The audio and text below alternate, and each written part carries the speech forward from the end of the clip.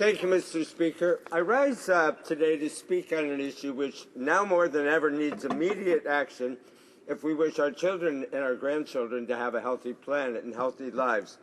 Plus, rising carbon pollution is threatening our prosperity. I say pollution because that's what it is. It's a pollutant. If a pollutant is anything that has harmful effects when introduced into air or water, then greenhouse gases like carbon dioxide are pollutants if there ever were any. Instead of reducing this pollution, Environment Canada's own numbers show that we are on track to blow way past our 2020 emission target of a 20% reduction, releasing 734 megatons of greenhouse gas pollution in that year. That's a far cry from the government's own watered-down target of 612 megatons. Much of that increase will be from the oil and gas sector, which this government first promised to regulate in, wait for it, 2009. 4 environment ministers, and 5 years later, industry is still waiting for rules that will give us carbon reductions and certainty for energy companies. Today, science is telling us we only have a couple of years left to turn things around. The answer isn't complicated. Most agree that a polluter pay approach is the fairest and most effective way to lower emissions. You pollute, you pay. It's simple.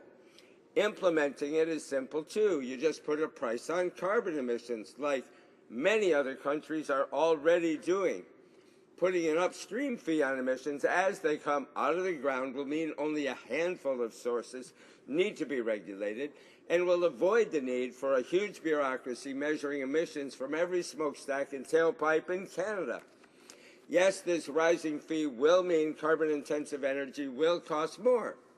And that's the entire point, Mr. Speaker. Because of this price signal, the market will use less and turn to less carbon-intensive alternatives. And conservatives claim to believe in market forces. Well, this is the most efficient, market-friendly way to reduce emissions.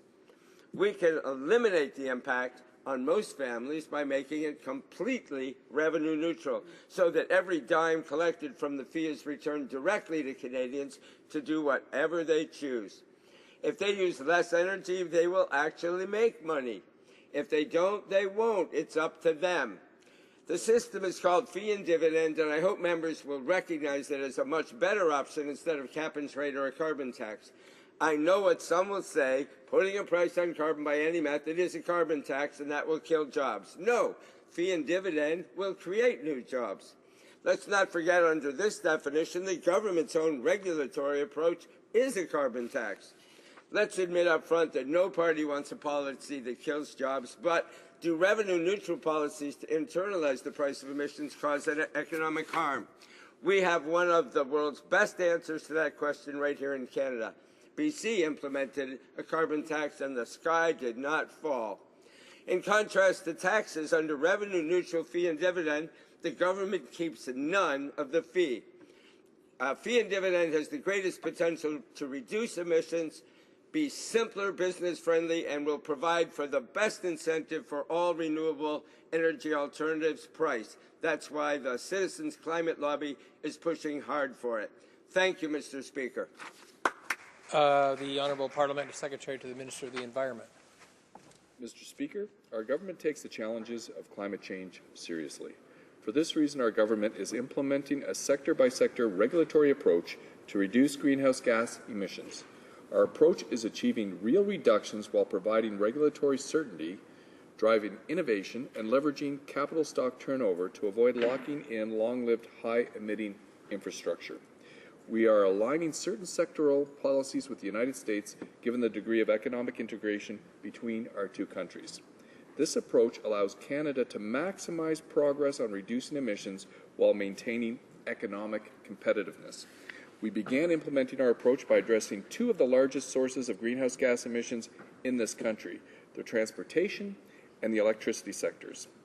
In the transportation sector, Mr. Speaker, we worked with the United States to put in place harmonized emission standards for new passenger automobiles and light trucks for up to the 2016 model year vehicles and issued proposed regulations for later model years.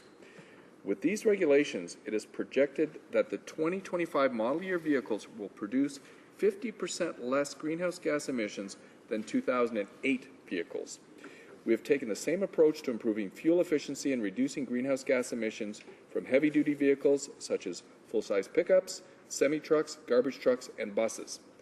As a result of these regulations, greenhouse gas emissions from 2018 model year heavy-duty vehicles will be reduced by up to 23%.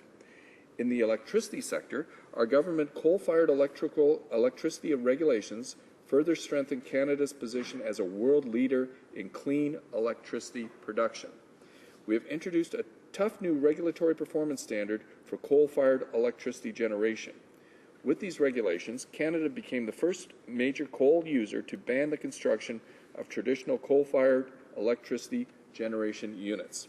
The fact is that no other government has done as much to reduce greenhouse gases than ours.